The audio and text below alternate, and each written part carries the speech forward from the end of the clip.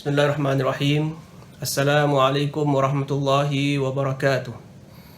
Innal hamdalillah nahmaduhu wa nasta'inuhu wa nastaghfiruh wa na'udzu billahi min shururi anfusina wa min sayyiati a'malina. May yahdihillahu fala mudilla lahu wa may yudlil fala hadiya lahu. Wa asyhadu an la ilaha illallah wahdahu la syarika lahu wa asyhadu anna Muhammadan 'abduhu wa rasuluh. Allahumma salli wa sallim wa barik ala nabiyyina Muhammad wa ala alihi wa sahbihi wa man tabi'ahu wa walah. Subhanaka la ilma lana illa ma 'allamtana innaka antal alimul hakim. Rabbi shrah li sadri wa yassir li amri tam lisani yafqahu qawli. Amma ba'd. Alhamdulillah, sidang pendengar sekalian, kita bersyukur kepada Allah Subhanahu wa taala di atas nikmat iman dan Islam serta nikmat hidayahnya dapat kita sekali lagi diberi kesempatan untuk kita berada dalam bulan Ramadan pada tahun ini. Alhamdulillah, ini adalah nikmat yang terbesar di antara nikmat-nikmat lain juga yang telah Allah berikan kepada kita umat Muhammad SAW. Kelebihan bulan Ramadan, yang mana dalam Ramadan ini turunnya Al-Quran, dan juga dalam Ramadan ini kita akan menempuhi insya-Allah malam Lailatul Qadar yang kita nanti-nantikan. Jadi inilah dia kelebihan kita apabila kita berada dalam musim bulan Ramadan, yang mana Allah Ta'ala telah anugerahkan kepada kita, khususnya umat Muhammad SAW, dan kita harap agar nikmat yang kita perolehi pada kali ini sekali lagi dapatlah kita syukuri dengan melaksanakan ibadah-ibadah ketaatan kepada Allah Ta'ala dengan sebaik-baiknya insya-Allah. Jadi mudah-mudahan kita menjadi ahli bulan Ramadan yang sebenarnya seperti mana yang dikehendaki oleh Allah Subhanahu wa taala insya-Allah. Amin ya rabbal alamin. Jadi para pendengar sekalian, sesi kita sekali lagi pada kali ini adalah sesi seruan Ar-Rahman kepada golongan beriman, yang mana telah kita sampaikan pada sesi-sesi yang sebelum ini, firman-firman Allah Subhanahu wa taala yang menyeru orang-orang beriman untuk melaksanakan sesuatu perintah ataupun meninggalkan sesuatu perkara yang dilarang oleh Allah Subhanahu wa taala. Jadi pada kali ini kita nak teruskan seruan Ar-Rahman yang ke-47, yang mana ia terkandung di dalam surah Al-Anfal ayat yang ke-27. Saya bacakan ayatnya dan insya-Allah seterusnya kita akan kupaskan ayatnya dan tafsirannya insya-Allah. Firman Allah Subhanahu wa taala, a'udzubillahi minasyaitonir rajim. Bismillahirrahmanirrahim. Ya ayyuhalladzina amanu la takhunullaha war rasul wa takhunu amanatikum wa antum ta'lamun. Shadaqallahul azim. Yang bermaksud, wahai orang-orang yang beriman, janganlah kamu mengkhianati Allah dan Rasul-Nya dan mengkhianati amanah-amanah yang telah diberikan ke atas kamu, sekiranya sedangkan kamu mengetahuinya. Ayat ini para pendengar sekalian adalah ayat daripada surah Al-Anfal ayat ke-27. Seruan Ar-Rahman yang ke-47. Jadi para pendengar boleh rujuk kepada kitab-kitab tafsir yang sesuai untuk dirujuk kepadanya. Dan saya sendiri, selain daripada kitab Nida'atul Rahman itu, saya memilih untuk mengambil daripada tafsir Ibnu Katsir rahimahullah. Jadi kita teruskan dengan tafsiran ayat ini. Pertama sekali Allah Subhanahu wa taala menyeru kita orang-orang beriman supaya melaksanakan sesuatu perkara yang sebenarnya penting dalam kehidupan kita ini, iaitu Allah Subhanahu wa taala menginginkan kita ini untuk menjadi di kalangan hamba-hambanya yang melaksanakan amanah, dan jangan pula kita mengkhianati amanah yang telah diberikan. Itu adalah maksud secara umum daripada ayat ini. Cuma para pendengar sekalian, suka saya nak kongsi kisah di sebalik ayat ini, yang mana rata-rata kitab-kitab tafsir ada menyebutkan periwayatan dan kisah ini iaitu kisah seorang sahabat Nabi SAW yang bernama Abu Lubabah. Para pendengar sekalian, Abu Lubabah ini adalah seorang sahabat Nabi yang kalau dilihat dari sudut karakternya adalah seorang yang begitu baik akhlaknya, lemah lembut sikapnya bersama orang lain, begitu halus ya jiwanya, dan umumnya budi pekertinya adalah budi pekerti yang baik, disenangi oleh ramai orang. Jadi apa kisah beliau ini? Beliau pada suatu ketika di zaman Nabi SAW dahulu, kita pun sedia maklum tentang beberapa peperangan yang berlaku di zaman Nabi SAW. Jadi kisah yang saya bawakan di sini ialah kisah peperangan Al-Ahzab, yang mana kita sedia maklum peperangan Ahzab itu adalah peperangan yang berlaku antara umat Islam beserta ataupun mereka berperang ataupun berhadapan dengan permusuhan yang berlaku di antara umat Islam dan juga orang Yahudi di Madinah, dan ya mereka punya sekutu daripada kaum Quraisy di Mekah. Jadi peperangan Ahzab itu tidak berlaku, untuk ringkaskan cerita, perang Ahzab tidak berlaku kerana Allah SWT menghantarkan angin yang kuat dan tentera-tentera yang tidak kelihatan. Jadi akhirnya setelah beberapa minggu bubarlah peperangan itu. Kemudian apabila Nabi SAW pulang daripada peperangan Ahzab yang tak berlaku itu, maka para malaikat bertanya kepada Nabi SAW, adakah kamu sudah nak menanggalkan pakaian perangmu wahai Muhammad? Sedangkan para malaikat mengatakan, kami ini masih lagi belum menanggalkan pakaian perang kami. Kenapa? Jawapannya kerana ada isu yang belum selesai di dalam kalangan Bani Quraizah. Itu yang Nabi SAW dapat perintah untuk melanjutkan perjalanannya daripada kawasan Al-Ahzab itu, Khandaq itu, pergi ke perkampungan Bani Quraizah. Jadi nak pendekkan cerita lagi para pendengar sekalian, kita kalau lihat pada sejarah Islam, ada perjanjian telah dilakukan ya oleh Nabi SAW dengan penduduk-penduduk Madinah. Di antara mereka ialah golongan yang golongan Yahudi, orang-orang Yahudi yang menetap di sana.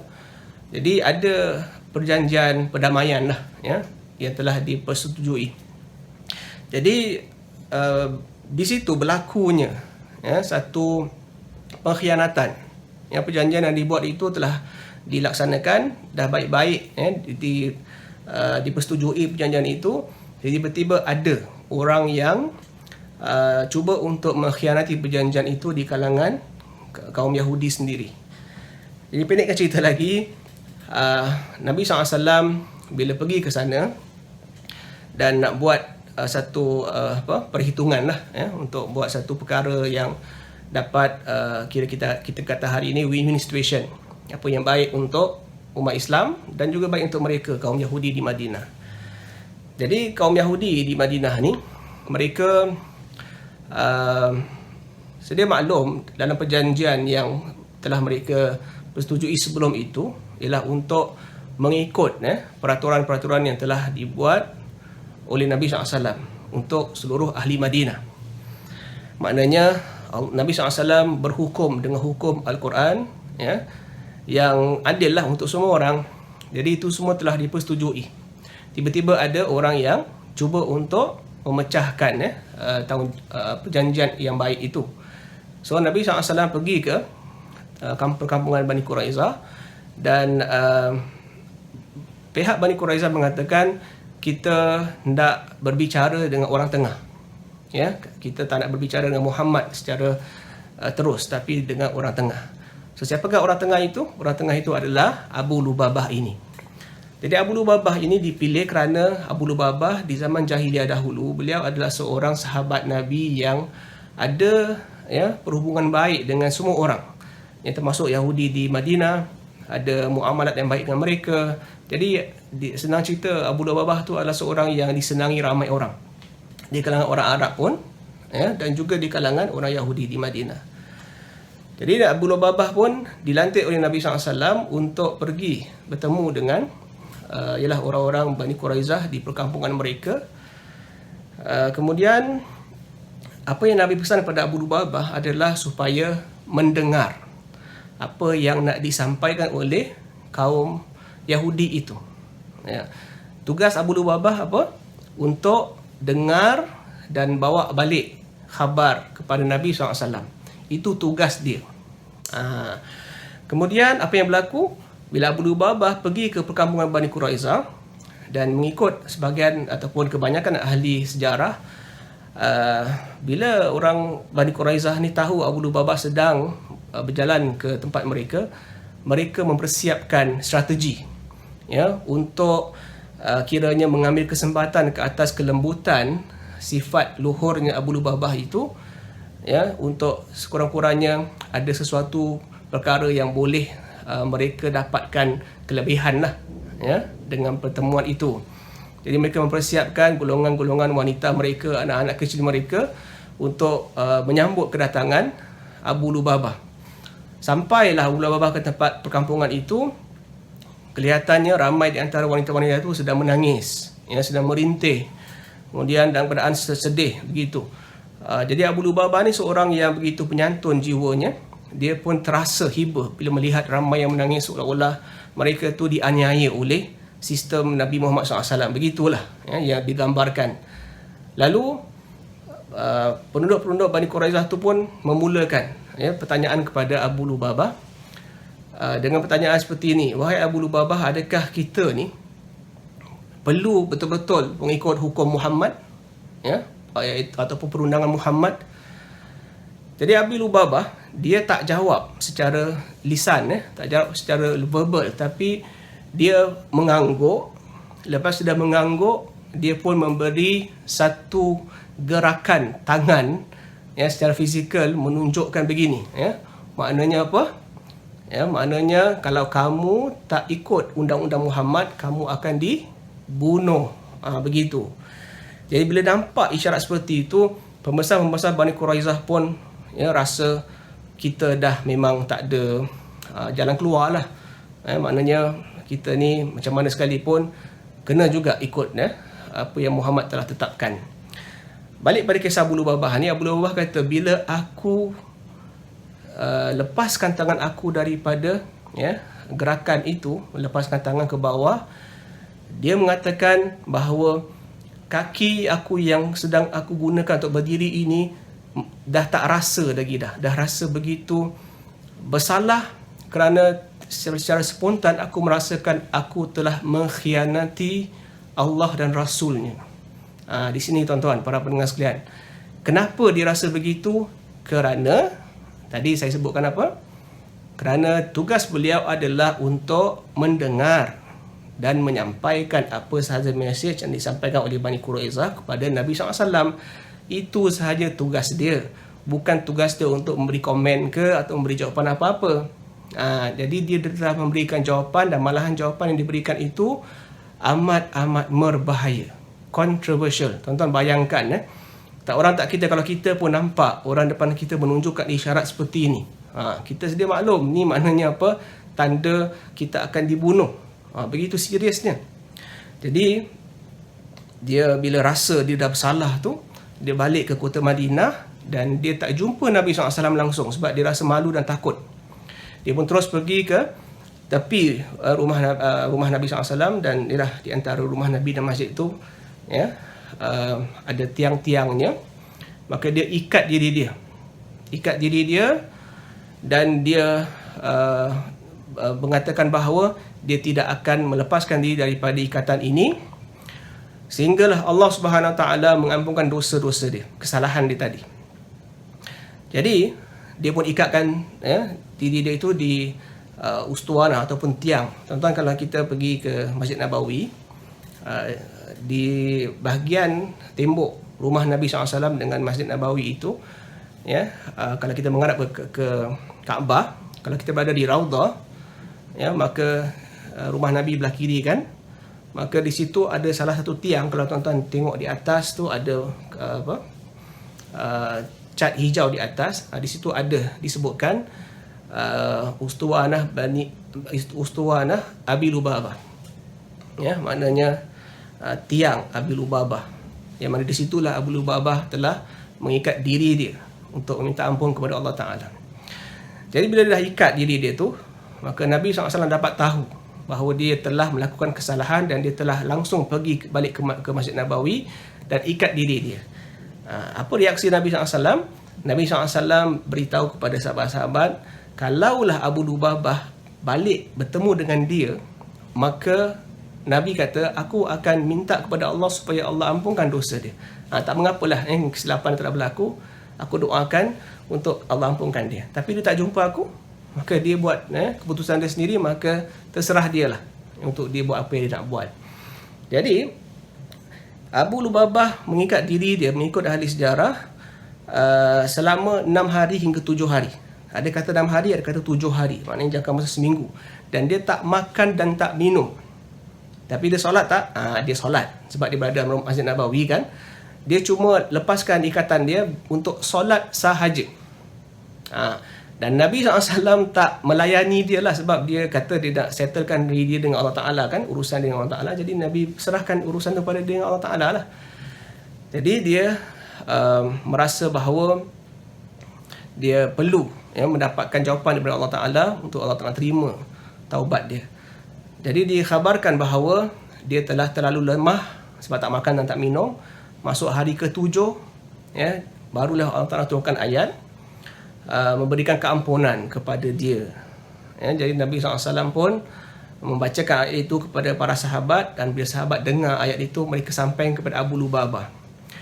Dan mereka pun beritahu kepada Abu Lubabah, ini berita gembira, marilah kita bukakan ikatan kamu ni.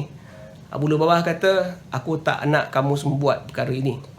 Aku nak biar Nabi SAW sendiri datang dan leraikan ikatan ini. Jadi akhirnya itulah yang berlaku. Yang mana Nabi SAW pergi dan meleraikan ikatan yang telah dibuat sendiri oleh Abu Lubabah.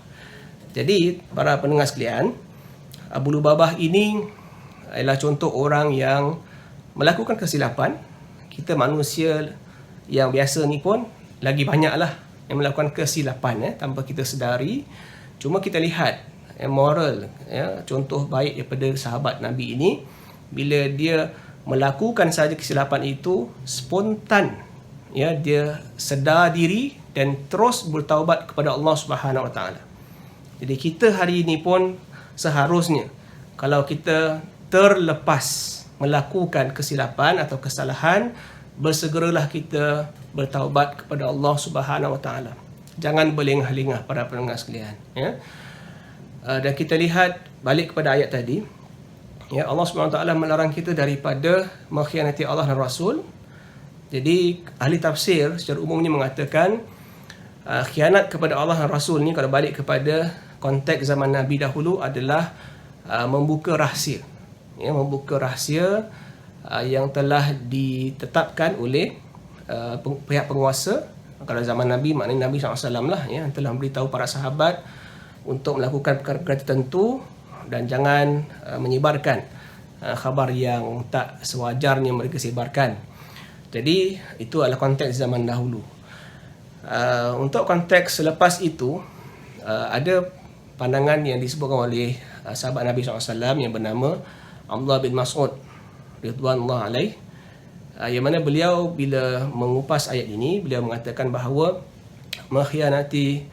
janganlah kita mengkhianati Allah dan Rasul, ialah kita hendaklah sentiasa menjaga segala perintah Allah dengan baik, dan jangan sekali-kali kita meremehkan apa yang telah Allah perintahkan kepada kita. Jadi seterusnya beliau menjelaskan maksud ayat yang disebutkan sebagai wa takhunu amanatikum, dan janganlah kamu mengkhianati amanah-amanah kamu. Jadi amanah-amanah di sini Ibnu Mas'ud kata, bila kita solatlah betul-betul.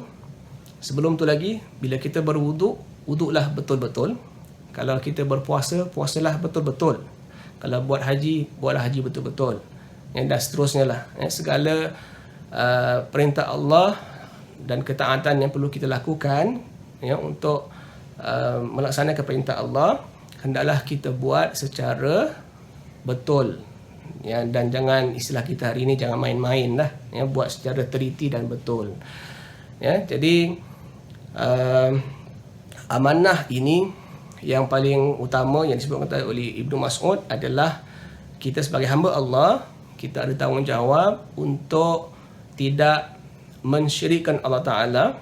Kemudian untuk membuktikan kita tidak mensyirikkan Allah Ta'ala itu, kita melaksanakan ibadah yang telah diwajibkan ke atas kita. Jadi bila kita diberitahu tentang berwuduk misalnya untuk solat, maka hendaklah kita buat cara wuduk itu dengan betul, ya. Jangan sekadar kita menganggap wuduk ni tak penting.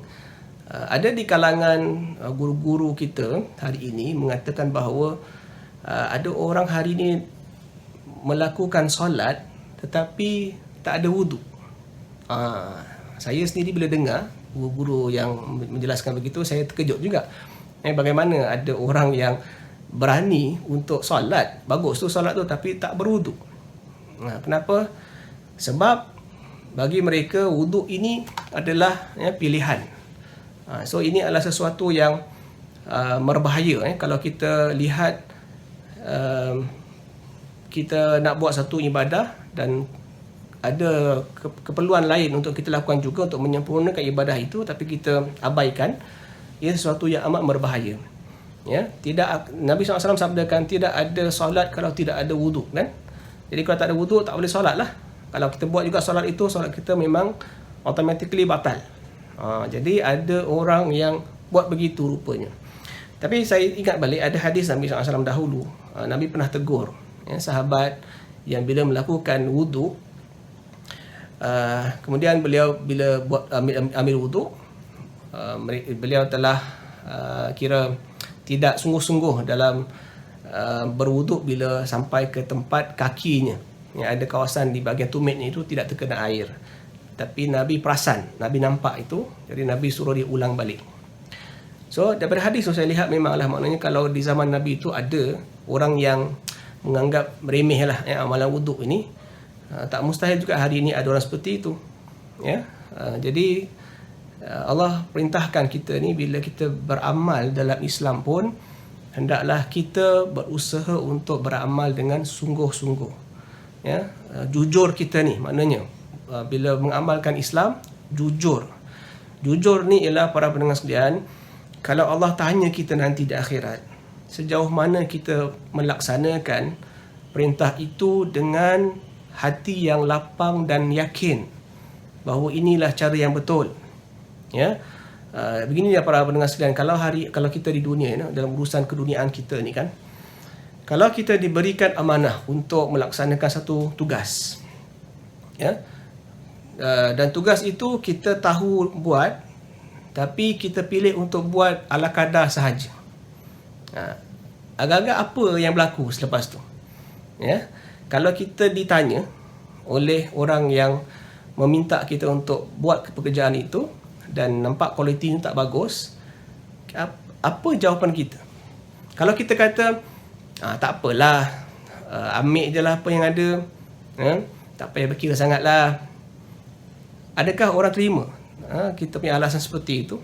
Kalau kita berada di tempat orang itu, kita sebagai, ya, orang yang mengharapkan khidmat yang terbaik, tapi ada orang pula yang buat kita begitu, maknanya orang yang kita harapkan dia buat khidmat yang baik, dia pun buat acuh tak acuh je, ya, cincai lah orang kata. Apa perasaan kita? Kita pun tak suka, kan. Jadi begitulah Allah Subhanahu Wa Taala yang lebih mulia, lebih sempurna sifat-sifatnya, bila kita hamba-hamba je ini melaksanakan tuntutan perintah Allah yang Allah perintahkan, kita kena berlaku jujur, ya, dengan meneliti, ya, melakukan perkara-perkara itu dengan teliti dan sungguh-sungguh, dan sebaik mungkin yang termampu kita buat, ya. Jadi kita buat apa pun di dunia ini, para pendengar sekalian, kita akan jawab di hadapan Allah Subhanahu Wa Taala. Jadi berlaku jujurlah kita dengan diri kita sendiri, untuk kita nanti bila kalau Allah Ta'ala tanya kita di akhirat, kita ada jawapannya. Itu yang penting ya. Kerana kita khawatir kalau kita sampai di sana Allah tanya, na'udzubillah min dzalik, kita gagal jawab. Sedangkan Allah beri kita banyak peluang. Kalau kita sekali dua kali atau berkali-kali buat salah pun di dunia ini, kita masih ada peluang untuk bertaubat kepada Allah. Kita masih ada ruang yang Allah beri untuk kita kembali kepada Dia. Jadi jangan ambil ringan perkara-perkara yang Allah telah amanahkan kepada kita untuk kita laksanakan dengan baik. Segala wadah Allah telah siapkan untuk kita melaksanakan tugas kita dengan baik sebagai hamba Allah, maka ambillah peluang itu dengan sebaik-baiknya. Jadi balik kepada ayat ini tadi pun kan kita lihat Allah sebutkan wa takhunu amanatikum wa antum ta'lamun. Dan kamu tahu, maknanya kamu tahu apakah yang perlu kamu lakukan. Ya. Jangan mengkhianati diri kamu sendiri dalam beramal, dan juga jangan kamu mengkhianati pihak-pihak lain. Ya, para pendengar sekalian, kita kalau buat sesuatu perkara dalam kehidupan kita ini, jangan kita sangka dia tidak melibatkan orang lain. Kalau kita, ini adalah sunnatullah, ini sunnah alam. Sunnah alam ni maknanya benda nature yang memang berlaku ikut aturan alam. Ya. Macam kita sekarang lah, ya, berada dalam bulan Ramadan, kita berpuasa. Bila kita berpuasa, kita menambah baik amalan puasa kita dengan membaca Al-Quran. Bila kita baca Al-Quran dengan tertibnya, dengan adabnya, baik tak? Jadi baik tak kesudahannya itu? Ya. Orang nampak kita baca Quran, nampak baik tak? Secara zahir lah. Saya kira memang kita setuju, memang nampak baik lah, betul lah. Maknanya orang nampak kita baca Quran, maknanya kita ni mengisi masa itu dengan membaca Al-Quran. Betul? Kemudian kita bila berpuasa, kita bersedekah. Kita yang bersedekah ni, kita rasa lapang dada kita, dan orang bila nampak kita bersedekah pun, orang mengakui kita telah melakukan kebaikan. Jadi itu kesan yang kita buat, kita dapat sendiri, dan orang yang nampak pun tahu ini adalah satu kebaikan. Zahir, secara zahir tuan-tuan, secara zahir. Jadi ini kesan bila orang yang nampak kita bersedekah misalnya, atau orang-orang lain nampak kita baca Quran, boleh sahaja berlaku terdetik hati-hati mereka itu untuk merasakan bahawa saya bagaimana pula kan bila masa saya untuk baca Quran. So dia boleh terpanggil untuk baca Quran dengan melihat kita baca Quran. Begitu. Ini perkara ini memang tak mustahil tuan-tuan. Ini adalah sesuatu yang dikaitkan dengan sistem rantaian. Memang kalau satu perkara itu berlaku dan timbul, dia boleh memberi kesan, memberi influence kepada pihak lain untuk ikut ataupun merasa sesuatu. Jadi itu kesan lah. Saya nak terangkan di sini tentang kesan. Jadi bayangkan kalau setiap di antara kita ini melaksanakan amanah yang Allah berikan kepada kita dengan betul, kesan dia apa? Dan bayangkan sebaliknya, kalau kita mengkhianati, kita melaksanakan amalan ibadah kita ni sambil lewa saja, ala kadar aja, yang tak serius, acuh tak acuh, apa kesan dia? Jadi kita sendiri tahu jawapan dia, para pendengar sekalian. Jadi balik pada kita lah. Sebabnya kita lihat khususnya bila kita berpuasa ni kan, kita nak capai ketakwaan kepada Allah. Jadi bila nak capai ketakwaan, kita kena usaha untuk kita melaksanakan ibadah-ibadah amalan yang telah diwajibkan kita itu, kita laksanakan dengan betul. Sebab akhirnya kesan dia nanti kita akan bawa menghadap Allah Subhanahu Wa Taala.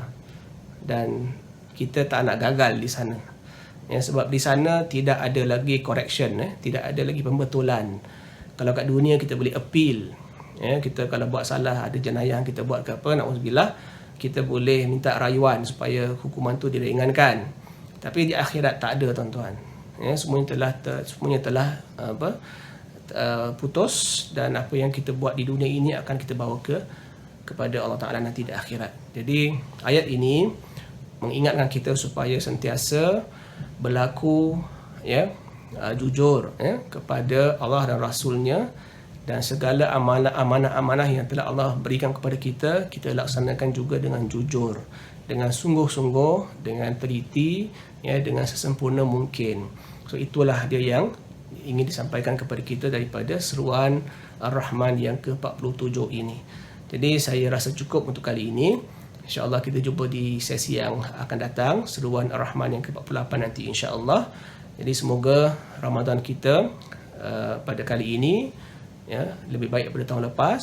Apa yang kita doakan pada hari ini, kita berpuasa dan seterusnya lah dalam bulan Ramadan ini, Allah makbulkan, khususnya doa kita supaya orang-orang yang menghadapi situasi kesulitan dalam COVID-19 ini, Allah mudahkan urusan mereka. Siapa yang sakit, Allah sembuhkan. Kita-kita yang terkait ni pun, semoga Allah lapangkanlah urusan kita insya-Allah. Amin ya rabbal alamin. Jadi teruskan berdoa untuk kebaikan bersama untuk seluruh umat manusia di dunia ini, sebab kita sedang berpuasa, sebab kita masih dalam bulan Ramadan. Doa kita makbul insya-Allah. Jadi cukup untuk kali ini. Jumpa lagi di sesi akan datang. Wallahu a'lam bissawab. Subhanakallahumma bihamdika asyhadu an la ilaha illa anta astaghfiruka wa atubu ilaik. Bismillahirrahmanirrahim. Wal 'asri innal insana fi khusr illa alladziina amanu wa 'amilus solihati wa tawassaw bil haqqi wa tawassaw bis sabr. Rabbana atina fid dunya hasanah fil akhirati hasanah wa qina adzabannar. Wa sallallahu ala nabiyyina Muhammadin wa ala alihi washabihi wasallam. Walhamdulillahi rabbil alamin. Assalamualaikum warahmatullahi wabarakatuh.